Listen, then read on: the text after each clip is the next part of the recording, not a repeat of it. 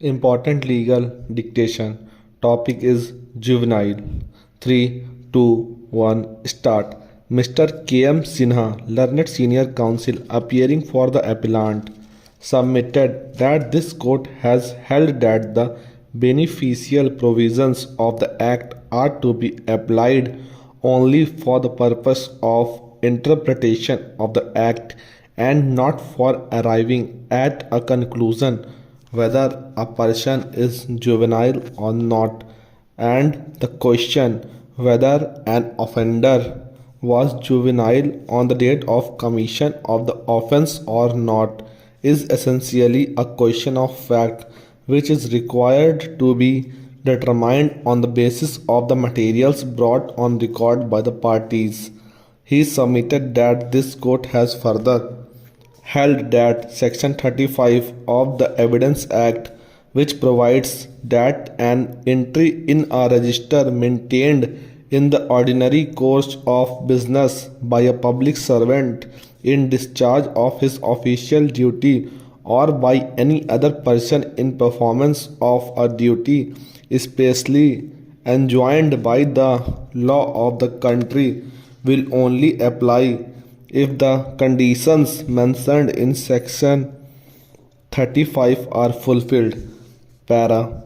He submitted that section 35 of the Evidence Act could not be applied to the entry of date of birth of respondent number 1 in the school records produced on behalf of respondent number 1 before the trial court, and on the evidence as produced the trial court rightly held that the date of birth of the respondent number 1 cannot be believed to be 5/10/1988.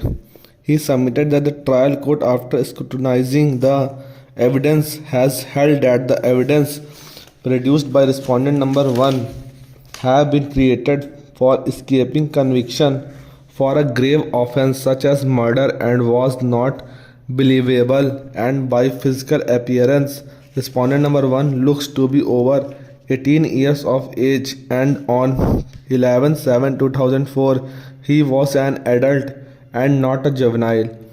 He submitted that this finding of the trial court on a question of fact with regard to the age of respondent number 1 could not be disturbed by the High Court in a revision.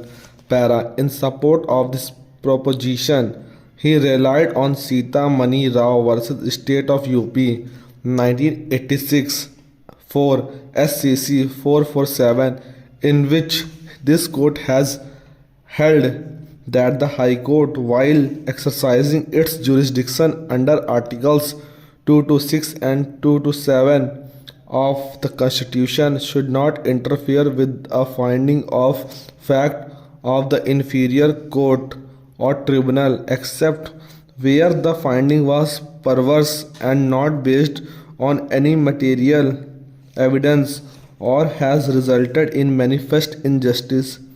He submitted that in this decision this court has further taken the view that if the trial court came to a conclusion which was possible on the evidence, the High Court will not disturb the conclusion arrived at by the trial court merely because the High Court is of the view that a different conclusion is also possible on the same evidence.